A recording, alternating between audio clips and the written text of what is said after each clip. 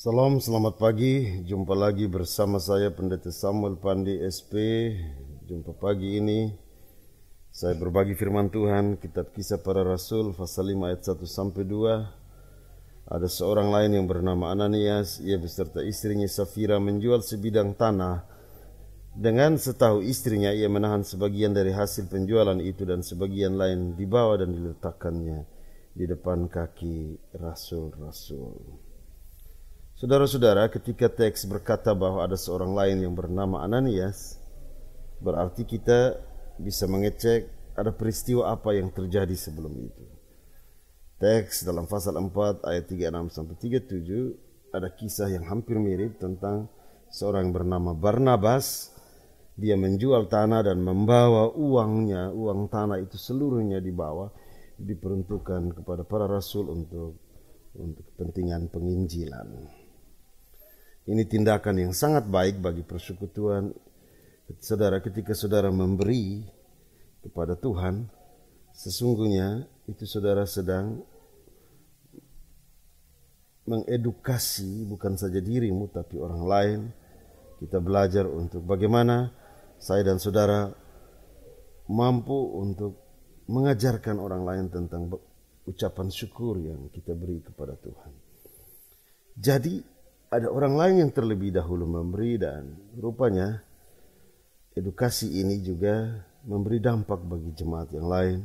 Sekarang jemaat yang bernama Ananias dan istrinya Safira, mereka juga mau melakukan hal yang sama. Mereka mau untuk berbagi uang hasil penjualan tanah. Tetapi teks ini menjadi lain, menjadi persoalan. Manakala saudara-saudara disebutkan bahwa Ananias dengan sepengetahuan istrinya, mereka bersepakat memberi hasil penjualan tanah tetapi menahan sebagian uang dari hasil penjualan tanah itu. Nah, saudara-saudara, sebenarnya apa yang dilakukan oleh Ananias dan Safira itu, kalau dilihat dari model hubungan berumah tangga, ini hal yang baik dalam dialog bersama suami istri. Tetapi persoalan teologis di dalam bacaan kita adalah, ini bukan hanya soal memberi sebagai manusia, ini bukan hanya soal bagaimana kita mau untuk mengucap syukur atas apa yang kita terima. Tetapi ketika mereka bersepakat untuk menahan hasil, sebenarnya yang dimaksud di sini adalah mereka bersepakat di dalam dosa. Sebab menahan hasil itu sama dengan satu tindakan yang menyakiti hati Tuhan. Sebab apa?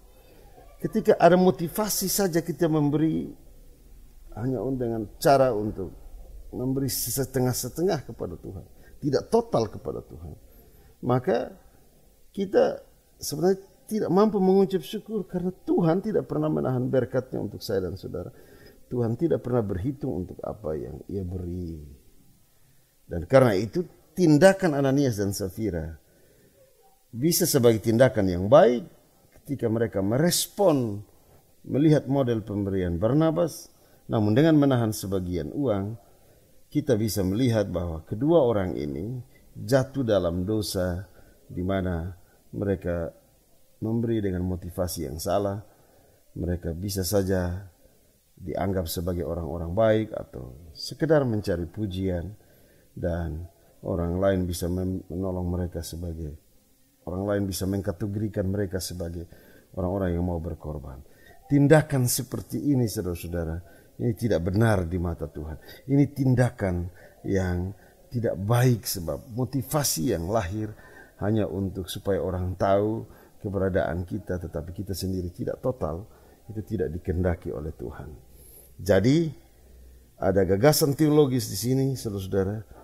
Jangan pernah bermain-main dengan apa yang seharusnya kita beri kepada Tuhan. Apa yang kita punya, berilah secara total. Tuhan juga tidak memperhitungkan apa-apa bagi saya dan saudara ketika Dia memberi bagi kita. Saudara-saudara, pada firman hari ini sebenarnya ada hal lain yang hendak saya bagikan kepada saudara, terutama berkaitan dengan cara kita dalam menjalin relasi, baik sebagai suami, istri, orang tua, anak, dalam keluarga, persaudaraan, bersama rekan kerja, sahabat, bersama dengan tetangga, atau dalam satu persekutuan. Kita coba berhati-hati agar dimanapun kita berada, kita harus saling menolong sehingga kita tidak membangun kesepakatan-kesepakatan yang jahat. Kebanyakan kita berperasaan terhadap orang, apapun yang dilakukan jahat itu kita membiarkan dia. Ada seorang teman menasihati saya bahwa kalau anakmu melakukan kesalahan, jangan pernah puji dia. Engkau mendampingi dia, tapi harus mengatakan kepada dia, menunjukkan kepada dia bahwa apa yang dia lakukan itu adalah sebuah kesalahan. Kita harus hindari ini.